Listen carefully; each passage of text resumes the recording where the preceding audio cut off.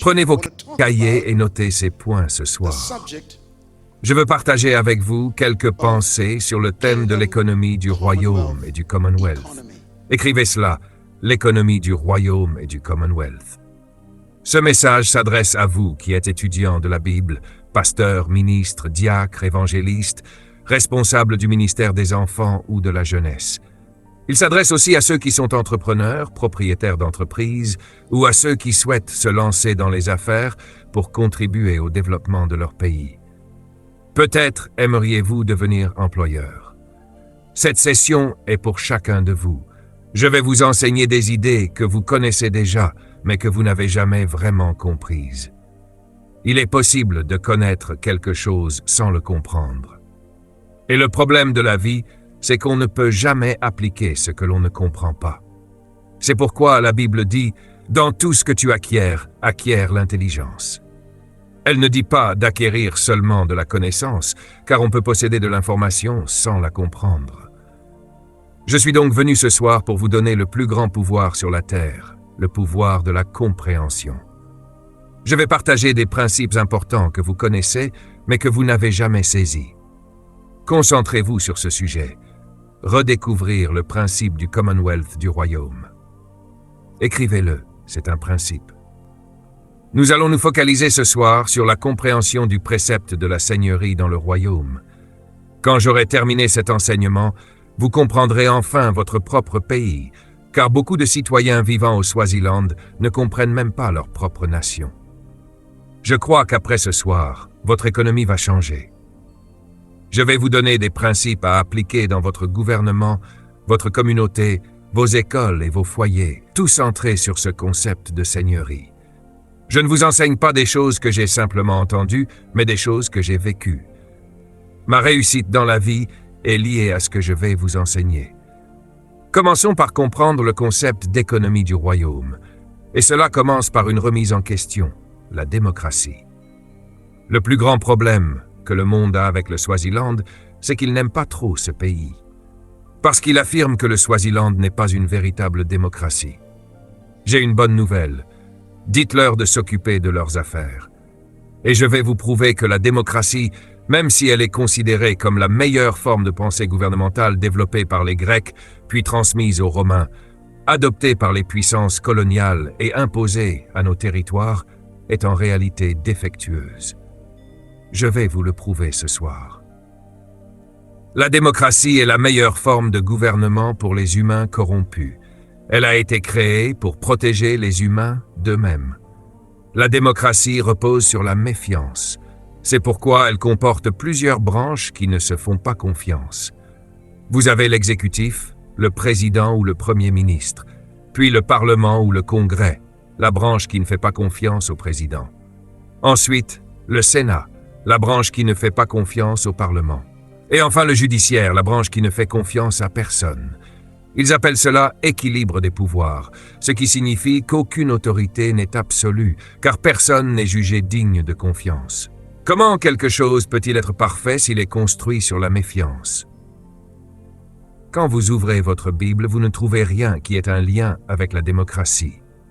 La Bible parle d'un roi, d'un royaume, d'une famille royale. Elle parle de la colonisation d'une planète par un royaume appelé le ciel. Jésus-Christ n'a jamais été un président ni un premier ministre. Vous ne pouvez jamais le voter au pouvoir. Un royaume est complètement opposé à une démocratie. Dans un royaume, ce n'est pas vous qui élisez le dirigeant, c'est le roi qui choisit ses citoyens. Un jour, les disciples dirent à Jésus, « Ne sois-tu pas fier que nous ayons tout quitté pour te suivre ?» Jésus fut choqué. « Vous ne m'avez pas choisi, c'est moi qui vous ai choisi. » Vous ne pouvez pas licencier Jésus. Vous ne pouvez pas le destituer. Les rois ne sont pas élus, ils naissent rois. Il vous est né un sauveur, Christ le Seigneur. Les sages dirent, nous avons vu l'étoile du roi. Pas d'un président, mais d'un roi. Pourquoi Dieu a-t-il choisi d'être un roi et non un premier ministre? Pourquoi a-t-il choisi un royaume et non une démocratie? La réponse est simple, et si vous ne la comprenez pas, vous ne comprendrez jamais la Bible, ni Jésus-Christ. Jésus n'était pas un homme religieux, il était un homme politique, un roi souverain, l'opposé d'un système démocratique. Parlons un instant de la démocratie. L'homme a créé la démocratie pour se protéger lui-même. Elle permet de se débarrasser de ceux en qui on n'a pas confiance. Et cela inclut toutes les personnes qui vous entourent. La démocratie a été inventée par les Grecs, pas par la Bible. C'est pourquoi Dieu n'a jamais institué l'élection de pasteurs ou de prophètes. Dans un royaume, on n'élit pas, on nomme. Si l'entrée dans le royaume de Dieu dépendait d'un vote, avec tout ce que nous savons les uns sur les autres, vous iriez en enfer. Remerciez Dieu qu'il vous ait choisi. Il vous a racheté par son propre choix. La démocratie a été inventée par Platon, développée par Aristote et confirmée par Socrate. Ils ont créé le mot « démocratie ». Autrement dit, le monde est gouverné par des Grecs, morts. Ils nous vendent les idées de personnes décédées pour gouverner nos nations. Et même si c'est la meilleure idée qu'ils pouvaient proposer, elle n'est pas parfaite, car elle protège simplement du danger de la dictature. La démocratie repose sur 4 piliers. Notez-les. Premier pilier, le pouvoir des droits du peuple. Deuxième pilier, le pouvoir de la propriété privée. Troisième pilier, le droit à la poursuite personnelle du succès, même au détriment des autres. C'est pour cela que tant de nations du tiers-monde sont exploitées. La démocratie permet de réussir, même si cela blesse les autres. C'est le capitalisme. Exploiter les pauvres pour devenir riches. Le capitalisme a besoin de personnes pauvres, il a besoin de main-d'œuvre bon marché. Ce n'est pas dans son intérêt de rendre les pauvres riches. La démocratie produit donc la pauvreté. Quatrième pilier, le gouvernement du peuple, par le peuple et pour le peuple. Ce qui signifie que ce sont les gens qui se gouvernent eux-mêmes à travers d'autres personnes. Ces 4 piliers sont sérieux, dangereux et non bibliques. Vous ne pouvez pas comprendre Jésus-Christ sans comprendre ses défauts de la démocratie. La majorité dirige, même si elle a tort. Ne dites jamais que la voix du peuple est la voix de Dieu. Ce n'est pas vrai.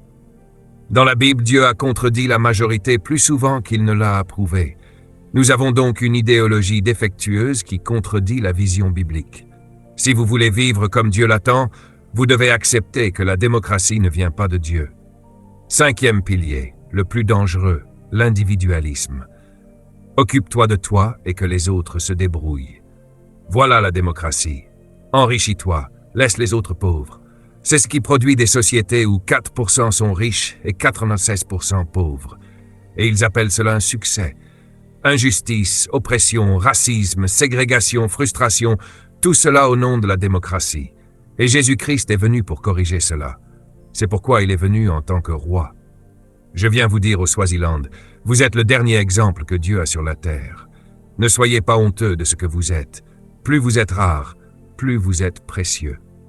À partir de ce soir, 29 août 2013, je déclare que vous êtes des ambassadeurs officiels du Swaziland. Où que vous alliez, portez votre drapeau. Dites à chacun, « Je viens du Swaziland, le dernier royaume authentique représentant les principes de Dieu dans les cieux. »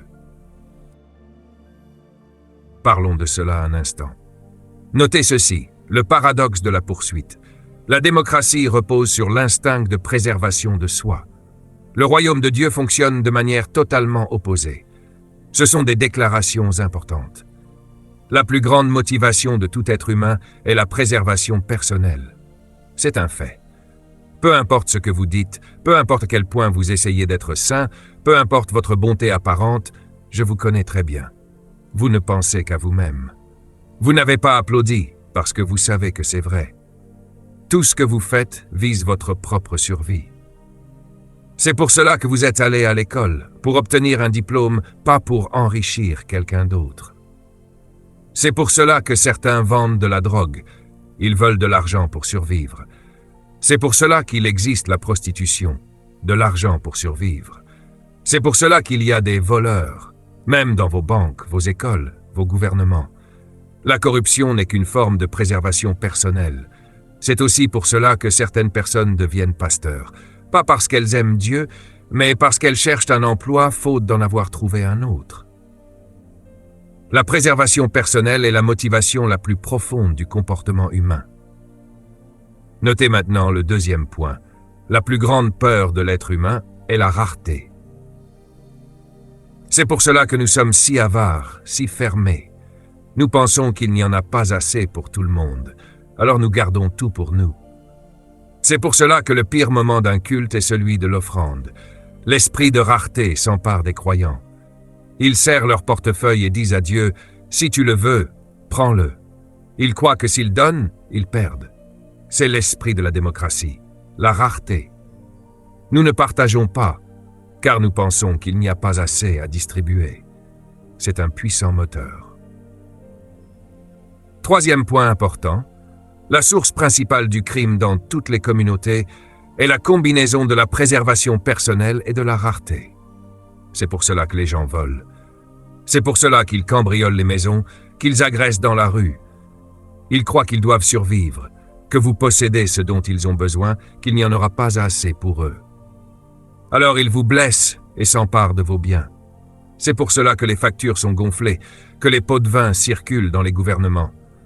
On se dit, si je quitte cette fonction sans assez d'argent, je n'aurai peut-être jamais une deuxième chance. Alors, je prends tout maintenant. C'est l'esprit de rareté.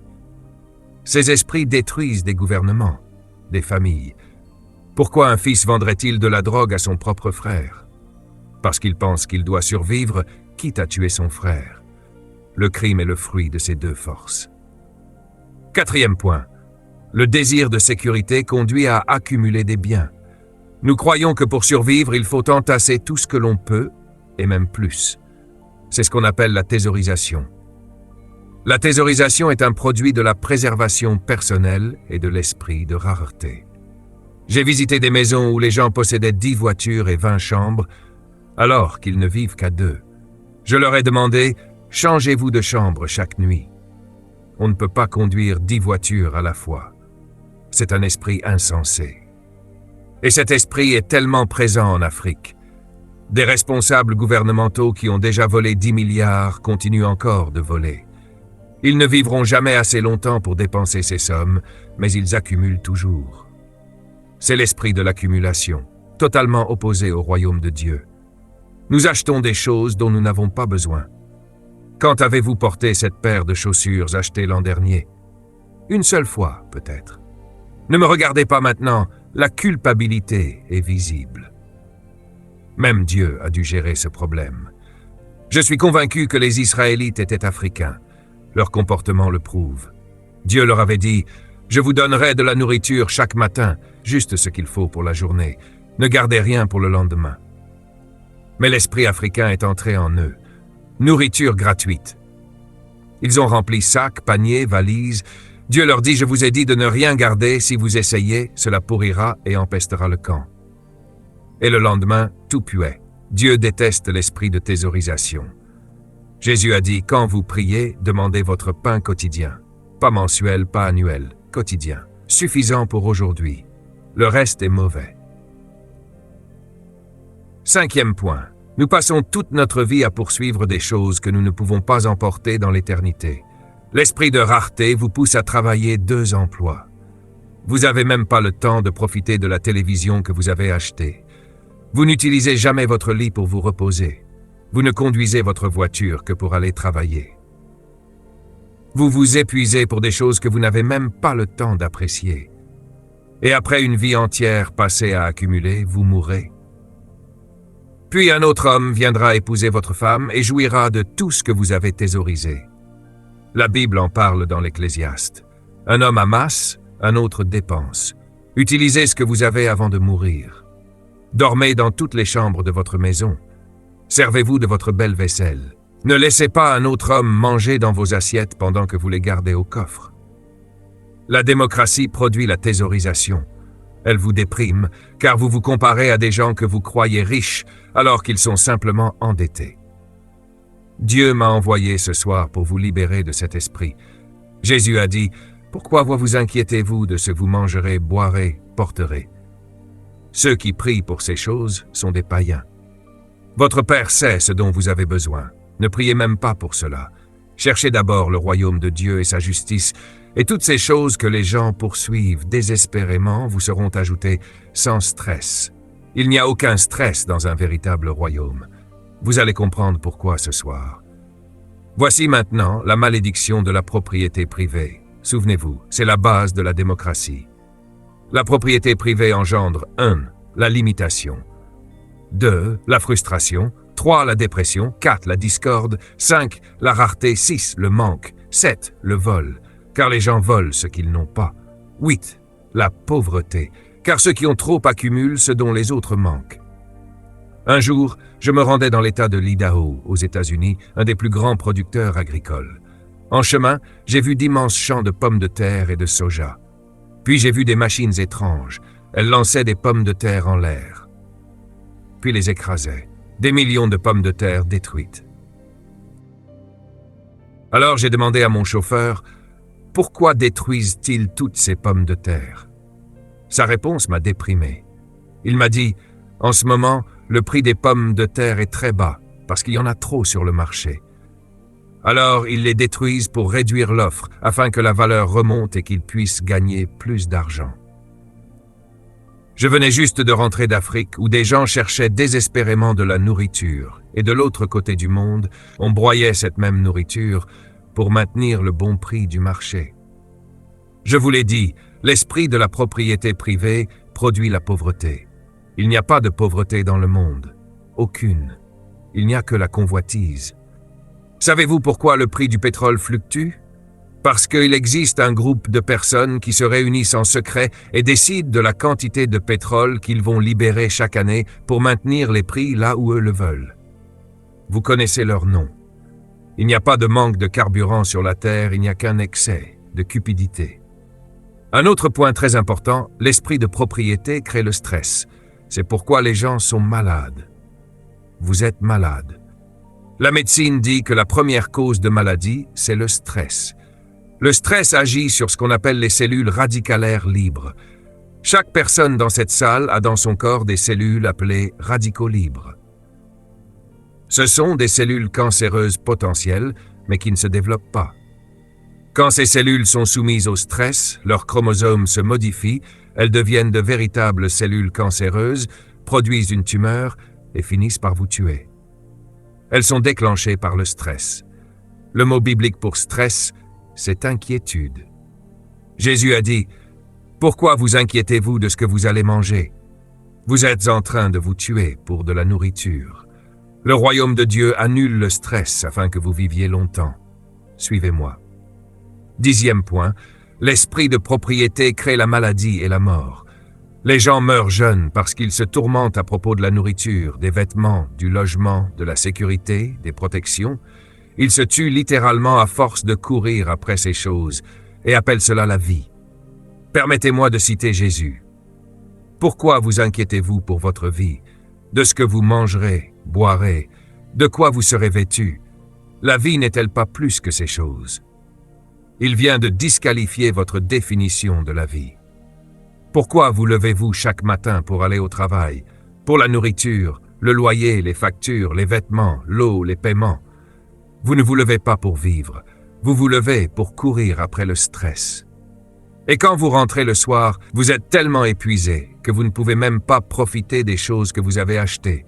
Vous tombez sur le canapé et vous appelez ça la vie. Ce n'est pas la vie. C'est vivre un enfer au quotidien. Et cela se reproduira demain matin dans cette même ville. C'est pour cela que Dieu vous a fait venir ici ce soir, pour que pour vous, cela s'arrête ce soir. Si vous le croyez, rendez grâce à Dieu. Je veux maintenant vous montrer tout cela dans la Bible. J'appelle cela la malédiction de l'éternité. Ouvrez vos Bibles dans Ecclésiaste chapitre 5. Vous allez lire quelque chose que vous n'avez jamais vraiment vu. Et vous n'auriez peut-être jamais dû venir ici, car maintenant que vous allez le lire, vous ne pourrez plus ignorer la vérité.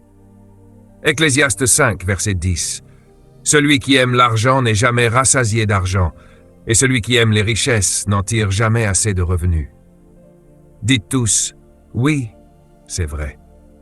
Dieu connaît vos secrets. » Le texte continue, « Cela aussi est vanité. Quand les biens augmentent, ceux qui les dévorent augmentent aussi.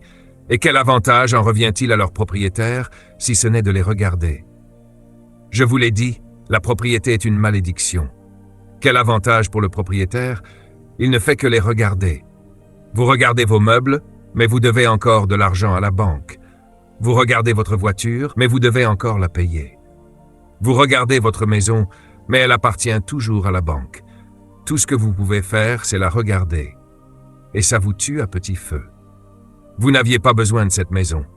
Celle que vous aviez suffisait, mais vous avez décidé de vous tuer juste pour la regarder. Et ce n'est pas fini. Verset suivant, verset 12. Le sommeil du travailleur est doux, qu'il ait peu ou beaucoup à manger, mais le rassasiement du riche ne le laisse pas dormir. Verset 13. J'ai vu un grand mal sous le soleil, des richesses conservées pour le malheur de celui qui les possède. La Bible vous connaît. Vous entassez et vous vous faites du mal. Je veux vous prouver que le concept de richesse dans le royaume est le meilleur. Voilà le capitalisme. Il tue. Le texte poursuit. Ces richesses se perdent par quelque malheur. Il a engendré un fils et il ne reste rien entre ses mains. Vous travaillez toute votre vie, vous mourrez avec une hypothèque et même vos enfants n'en héritent pas vraiment. Imaginez, vivre toute votre vie juste pour léguer un fardeau à vos enfants. Et vous appelez cela réussir sa vie. Stress. Je sais ce que vous ressentez. Vous vous dites, mais qu'est-ce que j'ai fait toutes ces années? C'est pour cela que je suis venu. Les 20 prochaines années de votre vie seront différentes. Regardez encore ce que dit la Bible. Comme il est sorti nu du ventre de sa mère, il s'en retournera nu comme il était venu, et il n'emportera rien de son travail qu'il puisse prendre dans sa main. Quelqu'un d'autre conduira la Mercedes. Quelqu'un d'autre dormira dans votre lit avec votre conjoint sur vos oreillers. Quelqu'un d'autre cuisinera sur votre cuisinière, mangera dans vos casseroles, utilisera votre fourchette pendant que vous serez mort. Vous vous tuez pour nourrir d'autres personnes. Nu tu es venu, nu tu repartiras. Salomon ajoute, c'est encore un mal grave. Tel qu'il est venu, tel il s'en ira. Et quel avantage lui revient-il d'avoir travaillé pour du vent? Il continue. Il mange dans les ténèbres tous les jours de sa vie, avec beaucoup de chagrin, de maladie et d'irritation. C'est pour cela que vous êtes si difficiles à vivre. Vous êtes toujours frustrés, affligés, irrités. Vous rentrez à la maison, vous donnez un coup de pied au chien. Dégage de là. Le chien vous regarde. Qu'est-ce que je t'ai fait? Vous dites, j'ai passé une mauvaise journée, ne me parle pas, ne me touche pas. Pas de relation ce soir. Affligé, irrité, en colère contre tout le monde. Tout cela à cause de choses que vous ne pouvez pas emporter. La Bible dit, mieux vaut peu avec l'amour que beaucoup avec la haine et la discorde. Pourquoi je vous montre tout cela? Pour cette déclaration clé, la clé pour vivre dans un royaume, c'est le Commonwealth, la richesse commune. C'est pour cela que Dieu a choisi un royaume. Le royaume de Dieu est un royaume. La clé pour vivre dans ce royaume, c'est le concept de richesse commune. Seuls les royaumes ont le Commonwealth. Lorsque les Britanniques ont étendu leur empire en Afrique, ils ont appelé leur colonie « pays du Commonwealth ». Ils ont menti dans la pratique, mais le terme vient bien d'un concept de royaume. La richesse devait être commune. Mais lorsqu'ils sont arrivés dans les territoires et qu'ils ont vu les ressources, leurs royaumes sont devenus corrompus. Au lieu de rendre la richesse commune, ils ont exploité les populations, volé les ressources, et la richesse n'était commune qu'entre eux. La Bible appelle ces royaumes des royaumes injustes, des rois iniques. Ce sont des rois qui abusent du peuple au lieu de le protéger, qui exploitent les pauvres au lieu de les relever. Dieu dit que leur trône ne subsistera pas, car dans un royaume, la richesse est censée être commune. Parlons-en avant de conclure. Notez ceci. La clé pour vivre dans le royaume. Un royaume est un territoire ou une nation gouvernée par un roi bienveillant. Quand Jésus déclare « Repentez-vous, car le royaume des cieux est proche », il parle d'un gouvernement dirigé par un roi qui revient sur la terre. On ne peut pas être roi sans territoire. On ne peut pas être roi sans propriété. On ne peut pas régner sur rien. C'est pour cela que Dieu a créé la terre. Il voulait un territoire pour que ses enfants règnent, afin qu'ils deviennent des rois sur ce territoire. Nous sommes censés être rois sur la terre, et lui, le roi de tous les rois. C'est pour cela qu'il se présente comme le roi des rois. Un royaume est une nation gouvernée par un roi, mais remarquez bien le mot « bienveillant ». Un vrai roi est bienveillant. Être bienveillant signifie aimer ses citoyens. Toute personne qui se dit roi, mais qui n'aime pas son peuple, est un dictateur. La frontière entre un roi et un dictateur, c'est l'amour. C'est pour cela que Dieu répète sans cesse « Je t'aime ». Je suis puissant, je suis redoutable, je suis un feu dévorant, mais je t'aime. Je connais les projets que j'ai formés sur toi, projets de paix et non de malheur, afin de te donner un avenir et de l'espérance. Voilà un roi juste. Deuxième clé du royaume. Le principe fondamental d'un royaume, c'est la seigneurie. Le mot le plus courant dans la Bible, c'est Seigneur. Beaucoup ne savent même pas ce que cela signifie. Là où il y a un roi, il doit y avoir seigneurie. Et la seigneurie du roi produit le Commonwealth. Le secret des royaumes est simple. La clé de tout royaume, c'est le roi. Jésus-Christ est ce roi. La gloire de tout royaume, c'est son territoire. C'est pour cela que les royaumes aiment étendre leurs frontières. Rien ne détruit un roi plus vite que la perte de son territoire. C'est pourquoi la Bible dit « La terre est au Seigneur ». Remarquez bien, la terre est au... Son territoire fait de lui le Seigneur. Vous ne pouvez pas être roi sans territoire. Et voici le secret. Dans tout véritable royaume, le roi possède personnellement tout le territoire. C'est là que la démocratie se heurte au royaume. Dans un royaume, il n'y a pas de propriété privée. Et c'est là que se trouve le conflit. Dans un royaume, le roi a des droits sur tout ce qui se trouve dans le royaume. Il en est le propriétaire. Je vais vous expliquer cela dans un instant. Quand vous aurez compris ceci, la Bible prendra tout son sens pour vous. Suivez-moi attentivement, pasteur. Voici comment cela fonctionne. La distinction d'un royaume, c'est la seigneurie. Ce qui différencie un roi d'un président, ce qui différencie un roi d'un premier ministre, c'est que le roi possède le pays personnellement. Un premier ministre ne possède rien dans le pays. Un président ne possède rien dans le pays. Mais un roi possède tout dans le pays. C'est pourquoi Dieu dit « Je suis le roi de gloire, je suis le roi de la terre. Tout cela est à moi. La terre est au Seigneur, et tout ce qu'elle contient, le monde et ceux qui l'habitent. C'est à moi. J'en suis le propriétaire. J'ai le titre de propriété de la terre. Je possède le Swaziland, je possède les habitants, je possède l'or et l'argent, je possède l'eau, je possède les lacs, je possède les montagnes. Ne touchez pas à ce qui m'appartient. » C'est pour cela que Dieu établit des rois et qu'il les renverse. Il les possède. Voilà pourquoi vous feriez mieux d'être en bon terme avec Dieu. Chaque fois qu'un roi humain s'est élevé contre Dieu, Dieu l'a humilié parce qu'il avait oublié qu'il appartenait lui aussi à Dieu. Aucun roi ne devrait jamais oublier qui est son véritable propriétaire. Nabuchodonosor, un jour, a commencé à se sentir lui-même. Il a fait bâtir une immense statue à son image et a ordonné à tous de se prosterner devant elle. « Je suis le Seigneur », disait-il. Et le Seigneur a répondu « Qu'as-tu dit ? Excuse-moi. » Nabuchodonosor contemplait son royaume. « Regardez mon royaume. Regardez ce que j'ai construit. Regardez mon pays. Je suis Dieu, je veux que tout le monde se prosterne devant moi au son de la trompette. » Dieu lui a dit « Premièrement, l'arbre dont tu as tiré le bois pour ta statue est à moi. La pierre dont tu as fait ton image est à moi. Et la langue que tu utilises pour dire que tu es roi, c'est ma langue. Maintenant, voici ce que je vais faire. Je vais te transformer en animal. Tu marcheras à 4 pattes, tu mangeras l'herbe, tes ongles pousseront comme ceux d'un lion, tu agiras comme un fou. » Et un jour, il devint comme une bête.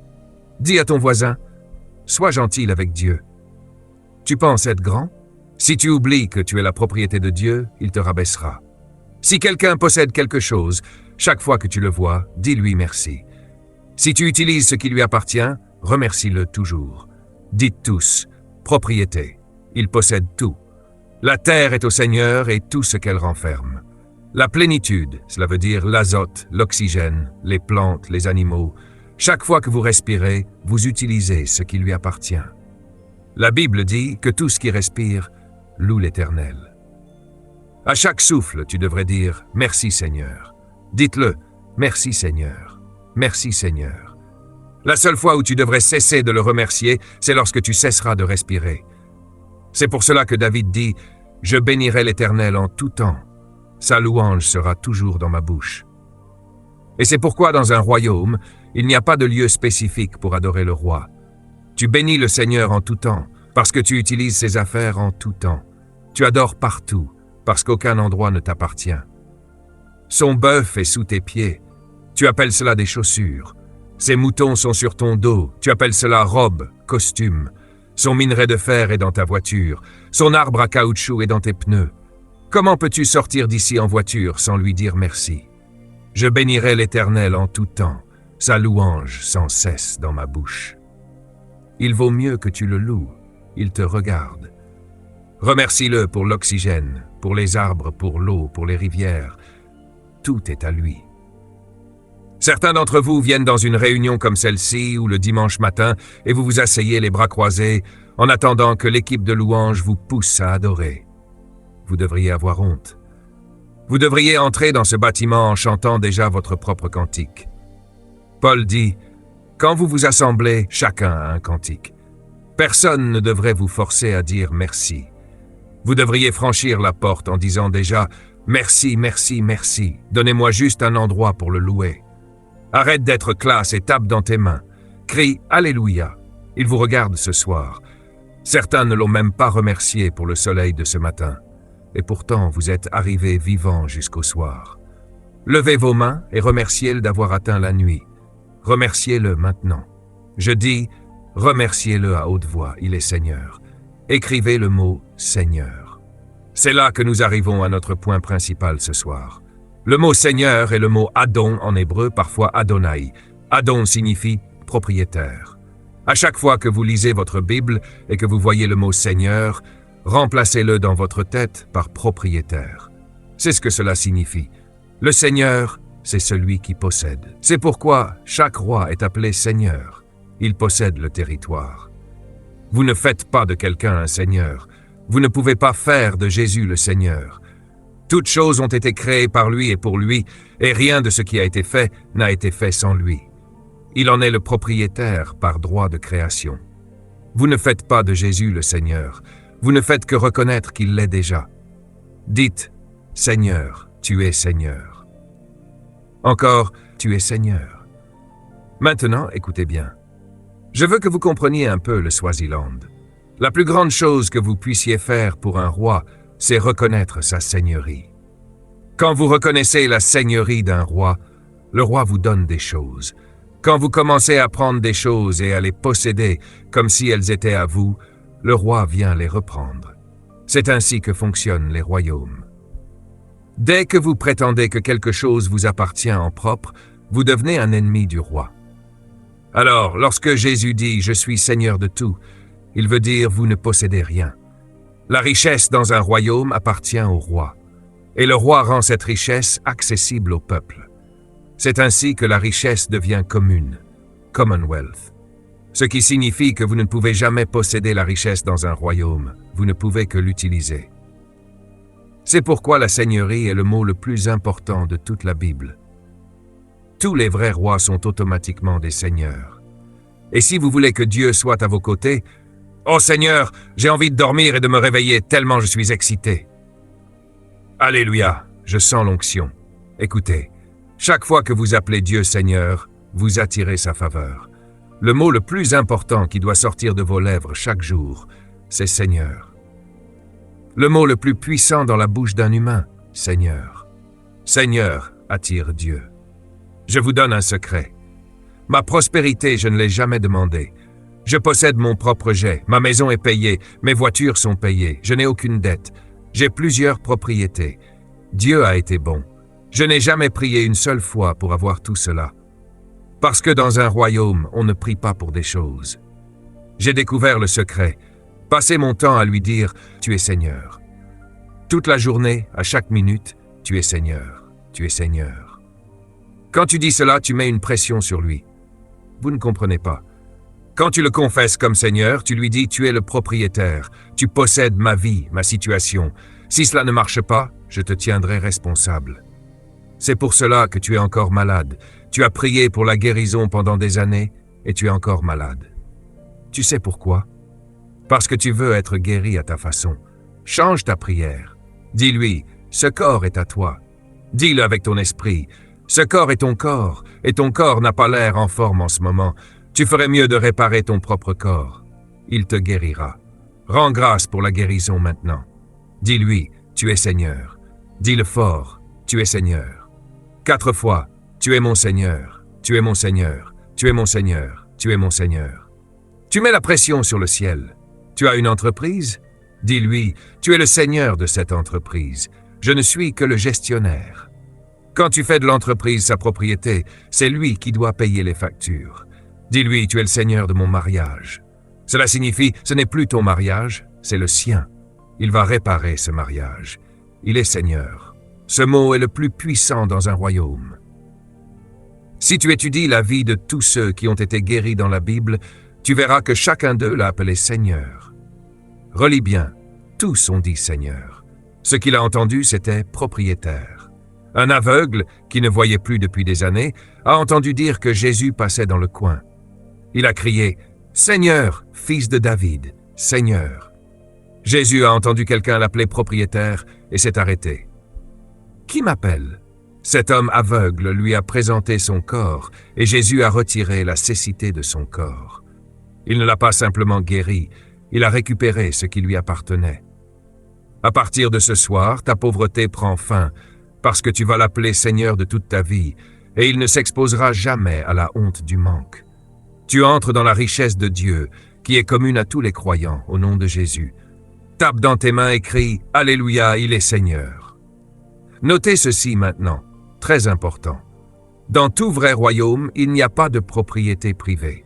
Ainsi, dans ce pays, jadis, tout le territoire était appelé Terre de la Couronne, Crown Land. Ceux qui viennent du Ghana, du Nigeria et d'autres anciennes colonies s'en souviennent. Toutes les terres s'appelaient Terre de la Couronne. Même si vous y habitiez, elles n'étaient pas à vous, car dans un royaume, vous ne possédez rien. Maintenant, je vais vous expliquer cela dans un instant. Quand vous aurez compris ceci, la Bible prendra tout son sens pour vous. Suivez-moi attentivement, pasteur. Voici comment cela fonctionne. La distinction d'un royaume, c'est la seigneurie. Ce qui différencie un roi d'un président, ce qui différencie un roi d'un premier ministre, c'est que le roi possède le pays personnellement. Un premier ministre ne possède rien dans le pays. Un président ne possède rien dans le pays. Mais un roi possède tout dans le pays. C'est pourquoi Dieu dit « Je suis le roi de gloire, je suis le roi de la terre. Tout cela est à moi. La terre est au Seigneur, et tout ce qu'elle contient, le monde et ceux qui l'habitent. C'est à moi. J'en suis le propriétaire, j'ai le titre de propriété de la terre. Je possède le Swaziland, je possède les habitants, je possède l'or et l'argent, je possède l'eau, je possède les lacs, je possède les montagnes. Ne touchez pas à ce qui m'appartient. » C'est pour cela que Dieu établit des rois et qu'il les renverse. Il les possède. Voilà pourquoi vous feriez mieux d'être en bon terme avec Dieu. Chaque fois qu'un roi humain s'est élevé contre Dieu, Dieu l'a humilié parce qu'il avait oublié qu'il appartenait lui aussi à Dieu. Aucun roi ne devrait jamais oublier qui est son véritable propriétaire. Nabuchodonosor, un jour, a commencé à se sentir lui-même. Il a fait bâtir une immense statue à son image et a ordonné à tous de se prosterner devant elle. « Je suis le Seigneur », disait-il. Et le Seigneur a répondu, « Qu'as-tu dit? Excuse-moi. » Nabuchodonosor contemplait son royaume. « Regardez mon royaume. Regardez ce que j'ai construit. Regardez mon pays. Je suis Dieu, je veux que tout le monde se prosterne devant moi au son de la trompette. » Dieu lui a dit, « Premièrement, l'arbre dont tu as tiré le bois pour ta statue est à moi. La pierre dont tu as fait ton image est à moi. Et la langue que tu utilises pour dire que tu es roi, c'est ma langue. Maintenant, voici ce que je vais faire. Je vais te transformer en animal. Tu marcheras à 4 pattes, tu mangeras l'herbe, tes ongles pousseront comme ceux d'un lion, tu agiras comme un fou. » Et un jour, il devint comme une bête. Dis à ton voisin, « Sois gentil avec Dieu. » Tu penses être grand? Si tu oublies que tu es la propriété de Dieu, il te rabaissera. Si quelqu'un possède quelque chose, chaque fois que tu le vois, dis-lui merci. Si tu utilises ce qui lui appartient, remercie-le toujours. Dites tous, propriété, il possède tout. La terre est au Seigneur et tout ce qu'elle renferme. La plénitude, cela veut dire l'azote, l'oxygène, les plantes, les animaux. Chaque fois que vous respirez, vous utilisez ce qui lui appartient. La Bible dit que tout ce qui respire loue l'Éternel. À chaque souffle, tu devrais dire « Merci Seigneur ». Dites-le « Merci Seigneur, merci Seigneur ». La seule fois où tu devrais cesser de le remercier, c'est lorsque tu cesseras de respirer. C'est pour cela que David dit « Je bénirai l'Éternel en tout temps. Sa louange sera toujours dans ma bouche. Et c'est pourquoi dans un royaume, il n'y a pas de lieu spécifique pour adorer le roi. Tu bénis le Seigneur en tout temps, parce que tu utilises ses affaires en tout temps. Tu adores partout, parce qu'aucun endroit ne t'appartient. Son bœuf est sous tes pieds. Tu appelles cela des chaussures. Ses moutons sont sur ton dos. Tu appelles cela robe, costume. Son minerai de fer est dans ta voiture. Son arbre à caoutchouc est dans tes pneus. Comment peux-tu sortir d'ici en voiture sans lui dire merci? Je bénirai l'Éternel en tout temps. Sa louange sans cesse dans ma bouche. Il vaut mieux que tu le loues. Il te regarde. Remercie-le pour l'oxygène, pour les arbres, pour l'eau, pour les rivières. Tout est à lui.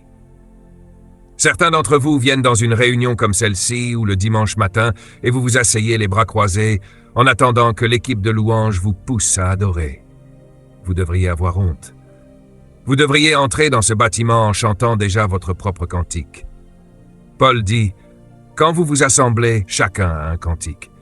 Personne ne devrait vous forcer à dire merci. Vous devriez franchir la porte en disant déjà, « Merci, merci, merci. Donnez-moi juste un endroit pour le louer. » Arrête d'être classe et tape dans tes mains. Crie « Alléluia ». Il vous regarde ce soir. Certains ne l'ont même pas remercié pour le soleil de ce matin. Et pourtant, vous êtes arrivés vivants jusqu'au soir. Levez vos mains et remerciez-le d'avoir atteint la nuit. Remerciez-le maintenant. Je dis, remerciez-le à haute voix, il est Seigneur. Écrivez le mot « Seigneur ». C'est là que nous arrivons à notre point principal ce soir. Le mot « Seigneur » est le mot « Adon » en hébreu, parfois « Adonai ». Adon signifie « propriétaire ». À chaque fois que vous lisez votre Bible et que vous voyez le mot « Seigneur », remplacez-le dans votre tête par « propriétaire ». C'est ce que cela signifie. Le Seigneur, c'est celui qui possède. C'est pourquoi chaque roi est appelé Seigneur. Il possède le territoire. Vous ne faites pas de quelqu'un un Seigneur. Vous ne pouvez pas faire de Jésus le Seigneur. Toutes choses ont été créées par lui et pour lui, et rien de ce qui a été fait n'a été fait sans lui. Il en est le propriétaire par droit de création. Vous ne faites pas de Jésus le Seigneur. Vous ne faites que reconnaître qu'il l'est déjà. Dites, Seigneur, tu es Seigneur. Encore, tu es Seigneur. Maintenant, écoutez bien. Je veux que vous compreniez un peu le Swaziland. La plus grande chose que vous puissiez faire pour un roi, c'est reconnaître sa seigneurie. Quand vous reconnaissez la seigneurie d'un roi, le roi vous donne des choses. Quand vous commencez à prendre des choses et à les posséder comme si elles étaient à vous, le roi vient les reprendre. C'est ainsi que fonctionnent les royaumes. Dès que vous prétendez que quelque chose vous appartient en propre, vous devenez un ennemi du roi. Alors, lorsque Jésus dit « Je suis Seigneur de tout », il veut dire « Vous ne possédez rien ». La richesse dans un royaume appartient au roi, et le roi rend cette richesse accessible au peuple. C'est ainsi que la richesse devient commune, Commonwealth. Ce qui signifie que vous ne pouvez jamais posséder la richesse dans un royaume, vous ne pouvez que l'utiliser. C'est pourquoi la seigneurie est le mot le plus important de toute la Bible. Tous les vrais rois sont automatiquement des seigneurs. Et si vous voulez que Dieu soit à vos côtés, « Oh Seigneur, j'ai envie de dormir et de me réveiller tellement je suis excité. » Alléluia, je sens l'onction. Écoutez, chaque fois que vous appelez Dieu Seigneur, vous attirez sa faveur. Le mot le plus important qui doit sortir de vos lèvres chaque jour, c'est Seigneur. Le mot le plus puissant dans la bouche d'un humain, Seigneur. Seigneur attire Dieu. Je vous donne un secret. Ma prospérité, je ne l'ai jamais demandée. Je possède mon propre jet, ma maison est payée, mes voitures sont payées, je n'ai aucune dette. J'ai plusieurs propriétés. Dieu a été bon. Je n'ai jamais prié une seule fois pour avoir tout cela. Parce que dans un royaume, on ne prie pas pour des choses. J'ai découvert le secret. Passez mon temps à lui dire « Tu es Seigneur ». Toute la journée, à chaque minute, « Tu es Seigneur, tu es Seigneur ». Quand tu dis cela, tu mets une pression sur lui. Vous ne comprenez pas. Quand tu le confesses comme Seigneur, tu lui dis « Tu es le propriétaire, tu possèdes ma vie, ma situation. Si cela ne marche pas, je te tiendrai responsable. » C'est pour cela que tu es encore malade. Tu as prié pour la guérison pendant des années et tu es encore malade. Tu sais pourquoi? Parce que tu veux être guéri à ta façon. change ta prière. Dis-lui, ce corps est à toi. Dis-le avec ton esprit. Ce corps est ton corps, et ton corps n'a pas l'air en forme en ce moment. Tu ferais mieux de réparer ton propre corps. Il te guérira. Rends grâce pour la guérison maintenant. Dis-lui, tu es Seigneur. Dis-le fort, tu es Seigneur. 4 fois, tu es mon Seigneur, tu es mon Seigneur, tu es mon Seigneur, tu es mon Seigneur. Tu mets la pression sur le ciel. Tu as une entreprise? Dis-lui, tu es le Seigneur de cette entreprise. Je ne suis que le gestionnaire. Quand tu fais de l'entreprise sa propriété, c'est lui qui doit payer les factures. Dis-lui, tu es le Seigneur de mon mariage. Cela signifie, ce n'est plus ton mariage, c'est le sien. Il va réparer ce mariage. Il est Seigneur. Ce mot est le plus puissant dans un royaume. Si tu étudies la vie de tous ceux qui ont été guéris dans la Bible, tu verras que chacun d'eux l'a appelé Seigneur. Relis bien, tous ont dit Seigneur. Ce qu'il a entendu, c'était propriétaire. Un aveugle, qui ne voyait plus depuis des années, a entendu dire que Jésus passait dans le coin. Il a crié « Seigneur, fils de David, Seigneur ». Jésus a entendu quelqu'un l'appeler propriétaire et s'est arrêté. « Qui m'appelle » Cet homme aveugle lui a présenté son corps et Jésus a retiré la cécité de son corps. Il ne l'a pas simplement guéri, il a récupéré ce qui lui appartenait. À partir de ce soir, ta pauvreté prend fin parce que tu vas l'appeler Seigneur de toute ta vie et il ne s'exposera jamais à la honte du manque. Tu entres dans la richesse de Dieu qui est commune à tous les croyants au nom de Jésus. Tape dans tes mains et crie « Alléluia, il est Seigneur ». Notez ceci maintenant, très important. Dans tout vrai royaume, il n'y a pas de propriété privée. Ainsi, dans ce pays, jadis, tout le territoire était appelé Terre de la Couronne, Crown Land. Ceux qui viennent du Ghana, du Nigeria et d'autres anciennes colonies s'en souviennent. Toutes les terres s'appelaient Terre de la Couronne. Même si vous y habitiez, elles n'étaient pas à vous, car dans un royaume, vous ne possédez rien. Maintenant, voici la beauté de cela. Si vous ne possédez rien, êtes-vous prêts? Si vous ne possédez rien, personne ne peut jamais rien vous voler. Vous avez manqué cela. Je le répète, si vous ne possédez rien, on ne peut jamais vous voler. On ne peut voler que le propriétaire. Si vous ne possédez rien, vous ne pouvez jamais perdre quoi que ce soit. Et c'est pour cela que vous êtes fauchés, parce que vous vous êtes comportés comme des propriétaires. Quand vous vous appropriez les choses, tout ce que vous avez, c'est ce que vous possédez. Et cela peut être très peu. Dans un royaume, le roi possède tout. Cela vous donne la paix. Quand vous perdez quelque chose, vous allez dormir. Pourquoi? Parce que vous ne l'avez jamais vraiment perdu. Ce n'était pas à vous. Vous dormez, et pendant que vous dormez, le propriétaire, lui, part à la recherche du voleur. Les enfants d'Israël ont travaillé pour Pharaon pendant 430 ans sans jamais être payés. Des siècles de salaires en retard. Pharaon pensait que l'argent lui appartenait. Mais un jour, Dieu a décidé, il est temps de payer les arriérés. J'ai le sentiment que certains d'entre vous vont recevoir un rattrapage de salaire avant Noël. Dieu est sur le point d'agir. En une seule nuit, la Bible dit que Dieu poussa les Égyptiens à donner aux Israélites des millions en or et en argent. Les ânes chancelaient sous le poids de l'or et de l'argent. Pourquoi? Parce que c'étaient les arriérés de salaire. C'était la propriété de Dieu. Dieu va te faire payer ce qu'on te doit ce mois-ci. Si tu le crois, saisis-le maintenant, reçois-le. Certains d'entre vous ont été volés, abusés, exploités. Mais Dieu dit, après ce soir, je vais les obliger à te restituer. Cela va se passer du jour au lendemain. Tu vas recevoir ce qui t'est dû. Ce qui est à moi reviendra vers toi soudainement et ta manière de vivre va changer. Donne gloire à Dieu pour ce miracle. Alléluia. Dis à ton voisin, je ne possède rien, donc je ne peux rien perdre. Écoute bien, c'est très important. Jésus a dit, « Allez annoncer au monde que le royaume des cieux est revenu sur la terre. » Ce qui veut dire, « J'appartiens à tout et tout m'appartient. » Les royaumes sont différents. La richesse dans un royaume est commune. Pourquoi? Parce que personne ne la possède en propre. Reste avec moi. Ce sont les 10 dernières minutes. Dieu te bénisse, mon fils. Ce que tu viens de faire est très important. Laisse-moi t'expliquer ce qui se passe. Le Saint-Esprit t'ouvre les yeux, c'est vrai? Tu réalises que ce qui était dans ta poche ne t'appartient plus. Personne ne lui a dit de faire ça.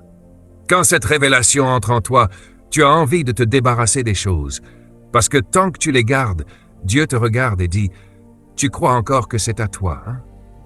Je prophétise sur toi. Le fait que tu sois monté là devant tout à l'heure et que tu aies fait ce que tu as fait, ta vie vient de basculer. Toutes les factures que tu dois seront payées au nom de Jésus. Quand tu comprends cela, plus personne n'a besoin de te supplier pour une offrande. Tu ne possèdes rien. C'est pour cela que l'Église est si pauvre. Elle croit que ce qui est dans son sac lui appartient. Ce ne sont pas des citoyens du royaume, ce sont des religieux. Les citoyens du royaume savent qu'ils ne possèdent rien. La richesse du royaume repose sur le principe de l'accès. Écris-le. Tout le monde dit « accès ». Tu vis dans un royaume sur la base de l'accès. Tu ne possèdes rien, mais tu as accès à tout. C'est ça, la vie sans stress. Tu ne possèdes rien, mais tu as accès à tout. C'est la clé de la vie dans le royaume. Tu ne possèdes rien, mais tu as accès à tout. Ainsi, la richesse du royaume existe pour le bien-être des citoyens. Le roi n'a pas besoin de sa richesse. Il la possède, mais n'en a pas besoin. Elle existe pour le bien de ses citoyens. C'est pour cela que la Bible dit « Ne vous inquiétez pas de ce que vous mangerez, boirez, de quoi vous serez vêtus, ni de la manière dont vous vivrez. Le roi sait que vous en avez besoin. Assurez-vous seulement de chercher d'abord son royaume, de vous placer sous sa seigneurie, et toutes ces choses deviennent automatiquement accessibles pour vous. C'est la fin de ton inquiétude. Tu vas cesser de te tracasser pour ta vie. Tu vas cesser de te tracasser pour ce bâtiment. Ce n'est pas ton chantier. Ce n'est pas ton bâtiment d'église. C'est la maison du Seigneur. Dis-le lentement. C'est la maison du Seigneur. Quel est le mot déjà, Seigneur? C'est lui qui va la payer. Ce lieu sera sans dette. En fait, il va parler à certains d'entre vous ici. Vous, les hommes et femmes d'affaires, le Seigneur va vous dire « paye-le ». Pas 1000 personnes. 10 personnes suffiront pour tout régler. Pourquoi? Parce que vous allez enfin comprendre que ce que vous avez ne vous appartient pas. Dieu parle déjà à certains d'entre vous, mais vous lui résistez à cause de l'esprit de thésaurisation. C'est pour cela qu'il m'a envoyé. Je suis ici seulement pour quelques heures, parce que vous étiez sur le point de mourir et de partir sans rien emporter. Il m'a envoyé pour vous avertir. Arrête de posséder, et je te donnerai accès à tout. Tu es aussi riche que ton roi. Dites tous, propriété. Écris ceci, c'est très important. Le Commonwealth signifie l'obligation du roi envers la richesse de ses citoyens. Dieu est obligé, en tant que roi, de prendre soin de toi. Note bien ce mot, obligation. Il doit s'occuper de toi si tu es son citoyen. Deuxième point, l'accès commun de tous les citoyens aux ressources du roi, c'est cela l'économie du royaume. L'économie du royaume repose sur l'accès, pas sur la propriété. Donc je ne suis pas pauvre tant que je ne possède rien. La propriété te rend pauvre parce que tu n'as que ce que tu revendiques. Mais si tu n'as que l'accès, alors tu as tout. Ma fille est ici. C'est une fille intelligente. Elle m'a entendu enseigner cela il y a environ 10 ans, et elle a commencé à mettre la pression sur moi. Je suis père. J'aurais dû réfléchir avant de lui enseigner ça. Elle était à l'université. Un jour, elle m'a appelé. « Papa, j'ai besoin d'argent. » D'accord, je vais t'envoyer de l'argent. Elle a dit « Je ne veux pas d'argent, mais j'ai besoin d'argent. » J'ai dit « D'accord, je vais t'envoyer un chèque. » Elle a répondu « Non, je ne veux pas de chèque, j'ai besoin d'argent. » Elle parlait à un père. Suivez-moi bien. Alors je lui ai dit « Mais de quoi tu parles ?» Elle m'a répondu « Papa, je ne veux pas d'argent. Donne-moi juste la carte de crédit et le chéquier. Je ne veux pas d'argent. » Voyez la différence? Ne m'envoie pas d'argent, ne m'envoie pas de chèque, ne m'envoie pas de liquide. Donne-moi la carte de crédit et le chéquier. J'ai ri. Où as-tu appris ça? Elle a dit, papa, c'est toi qui nous as enseigné l'accès. Je ne veux pas d'argent. Alors elle m'a pris à mon propre message. Je lui ai dit, d'accord, tu as accès au compte de ton papa. Elle a dit, merci beaucoup. Je n'ai plus jamais entendu parler d'elle. Je voyais juste mon compte descendre, descendre, descendre. Et je faisais quoi? Je remplissais.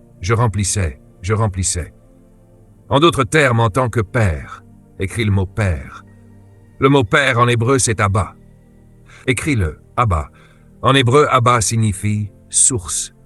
Maintenant, citons Jésus encore une fois. Pourquoi vous inquiétez-vous de ce que vous mangerez, boirez, de quoi vous serez vêtus et de la manière dont vous vivrez? Vous vous stressez. Il ajoute, votre Père sait. Quel est le mot Père? Votre source sait ce dont vous avez besoin. Applaudis ta source. Tu n'as pas besoin de cash, tu as besoin d'accès. La richesse est commune. Tu sais pourquoi tu es fauché. Parce que tu pries pour de l'argent. C'est pour ça que tu n'as pas de voiture. Tu pries pour une voiture. Laisse-moi citer encore la Bible. Pourquoi vous inquiétez-vous de ce que vous mangerez, boirez, de quoi vous serez vêtus, dit le Seigneur. Vous vous stressez pour tout cela. Puis il ajoute, ne vous inquiétez de rien. Ne prenez même pas la pensée de ces choses. C'est dans la Bible. Ne pense même pas à la nourriture. Ne pense pas aux vêtements. Ne pense pas à l'argent. Ne pense pas au loyer. Tu penses aux mauvaises choses. Mon Dieu, il dit, tout ce que je veux que vous fassiez, c'est de chercher d'abord le royaume de Dieu. Qu'est-ce que le royaume de Dieu? La seigneurie du roi sur ta vie. Et toutes ces choses. Ma fille était intelligente. Elle a compris que, si elle obtient l'accès, il n'y a plus de limite. 2 mots que tu dois utiliser à partir d'aujourd'hui. Et je te garantis que si tu les emploies tous les jours, toutes les 5 minutes, ta vie changera en un an. Seigneur Père. Notre Père qui est dans le pays d'origine, que ton nom soit sanctifié, que ton royaume vienne, que ta volonté soit faite où? Sur la terre, au Swaziland? Comment? Comme elle est faite au ciel. Au ciel, il n'y a pas de pauvreté, pas de manque, pas de maladie, pas de divorce, pas de corruption, pas de dépression. Il dit que cela vienne dans ta vie maintenant. Pas quand tu iras au ciel, mais que le ciel vienne sur la terre maintenant. Si tu veux le recevoir, lève les mains et crie « Seigneur, Seigneur, Seigneur !» Tape des mains, vous tous, citoyens du royaume de Dieu. Le royaume de Dieu est ici, maintenant. Arrête de te tuer à la tâche. Plus de stress. Il est le Seigneur de ton avenir. J'ai dit, il est le Seigneur de ton avenir. Ne t'inquiète pas des élections. Il est le Seigneur de ton avenir. Il possède les élections et ceux qui y participent. Donne gloire à Dieu, il possède tout. Ton travail, c'est simplement de dire « Seigneur, que ta volonté soit faite. Seigneur, que ta volonté soit faite. Seigneur, que ta volonté soit faite. » Parce qu'il peut faire en sorte que tu perdes l'élection. Car il a pour toi quelque chose de tellement grand que l'élection est trop petite. Tape des mains et crie de joie à cet endroit. Il possède tout. Il est Seigneur. La richesse est commune. Le dernier point. Le Commonwealth signifie un accès égal pour tous les citoyens du royaume aux provisions et à la protection du gouvernement royal. C'est cela, le Commonwealth, un accès égal. Dans un royaume, personne n'est riche, parce que tout le monde est riche. Oh, vous avez manqué. Elle l'a saisi. Dans un royaume, il n'y a pas de pauvreté. La pauvreté ne peut exister que là où certains sont riches. Dans un royaume, la richesse est commune. Donc dans un royaume, personne n'est riche individuellement, parce que tout le monde est riche collectivement. Dans le Commonwealth du royaume, il n'y a aucune compétition, parce qu'il n'y a personne contre qui rivaliser. C'est pourquoi la religion produit la maladie. Il y a plus de gens malades dans les églises qu'en dehors, à cause de la compétition avec les autres saints. Que Dieu te bénisse, monsieur, madame. Vous venez d'entrer dans une nouvelle économie. Quand tu reçois cette révélation, tu agis. Tu réalises, mon Dieu, je ne possède rien. Dans un royaume, tu ne possèdes rien, mais tu as accès à tout. Dis-le, dans un royaume, je ne possède rien, mais j'ai accès à tout. Voilà l'économie de Dieu. C'est pourquoi la Bible dit, mon Dieu pourvoira à tous vos besoins. Regardez bien, pas selon votre salaire, parce qu'aucun salaire dans cette salle ne suffit à couvrir vos besoins. Aucun, vous le savez. Mon Dieu pourvoira à tous vos besoins selon ses richesses. Où? Dans la gloire. Ma fille était intelligente. La gloire, c'était la banque. Elle disait, je ne veux pas d'argent de ta part, je veux l'accès à la banque. Selon ses richesses, parce que toi, tu n'en as pas. En Jésus-Christ. En partant ce soir, je veux te rappeler ceci, et maintenant tu vas enfin comprendre la Bible. Je vais te dire 3 choses. Première chose, la Bible dit que si tu veux devenir citoyen du royaume de Dieu, écoute bien. Tout ce que tu as à faire, tu ne comprenais pas ce verset. Tu le prêchais, mais tu ne le comprenais pas. Tu vas enfin le comprendre. Dieu dit, si tu veux devenir citoyen de mon pays, le ciel, c'est simple. tout ce que tu as à faire là où tu es. Tu n'as pas besoin de venir ici devant à l'hôtel. Là où tu es jeune femme, là où tu es avocat, là où tu es homme d'affaires, là où tu es étudiant, politicien, là où tu es. Il dit, tout ce que tu as à faire, c'est dire « Jésus est Seigneur » et tu seras sauvé. Tape des mains, c'est puissant. C'est tout. Tu n'as pas besoin d'allumer des bougies. Tu n'as pas besoin de ramper par terre en prière. N'as pas besoin de cracher, de sauter, de danser. Dis simplement « Jésus est Seigneur » et tu seras sauvé. Sauvé de ta pauvreté, de ta maladie, de tes infirmités, de ta frustration, sauvé de ta dépression, de ta peur, sauvé de la mort, des maladies et des tourments. Si tu confesses de ta bouche que Jésus me possède, levez les mains et dites-le tous, Jésus me possède. Encore 3 fois, Jésus me possède. Jésus me possède. Jésus me possède. Attention, il est en train de prendre le contrôle de ta vie. Dis-le encore, Jésus me possède. Regarde bien, il prend tout en charge. Encore, Jésus me possède. Jésus me possède. Jésus, tu me possèdes. Il vient de prendre en charge tes factures, ton corps, tes enfants, ton entreprise, ta maison, ton travail, ton avenir. Quand il est Seigneur, il prend tout. Donne-lui une grande ovation pour avoir pris ta vie ce soir. Allez, applaudissez comme vous le pensez vraiment. S'il est Seigneur, criez « Tu es Seigneur ». Permets-moi dire quelque chose, Monsieur le Président de l'Assemblée. Écoute-moi, Monsieur le Speaker. La Bible dit, et porte ça au roi, « Heureuse est la nation ». Peu importe ce qu'on dit du Swaziland, peu importe ce qu'on essaie de faire contre votre économie, peu importe ce qu'on annonce sur votre avenir, si le roi de cette ville et de ce pays se lève cette semaine et dit à toute la nation, « Jésus est Seigneur », Dieu dit, « Je bénirai le Swaziland ». Heureuse la nation dont l'Éternel est le Dieu. Dites-le fort. Encore une fois de plus, je déclare que l'économie du ciel devient l'économie du Swaziland. Donnez gloire à Dieu. L'accès à l'abondance de Dieu vient sur le Swaziland. Dieu va vous donner du pétrole, des diamants, du cuivre. Il va vous donner des ressources naturelles qu'il a cachées aux autres jusqu'à maintenant. Il va vous donner de l'eau à vendre. Il va vous donner des puits qui ne se tariront jamais. Dieu va vous donner une onction pour parler avec sagesse. Il va établir des leaders qui transformeront le monde. Le Swaziland sera connu comme le favori de Dieu. Pousse un cri de louange. Alléluia. Cela coûte cher, mais cela en vaut la peine. Quand je marche à travers la vallée de l'ombre de la mort, je ne crains véritable preuve de la présence du Saint-Esprit dans une vie et la puissance. Votre vie doit être contrôlée par ce qui est bénéfique. Nous ne pleurons jamais lorsque nous sommes confrontés à des défis. Nous nous tenons debout et regardons le diable droit dans les yeux et disons, quoi que tu fasses, je suis plus que vainqueur.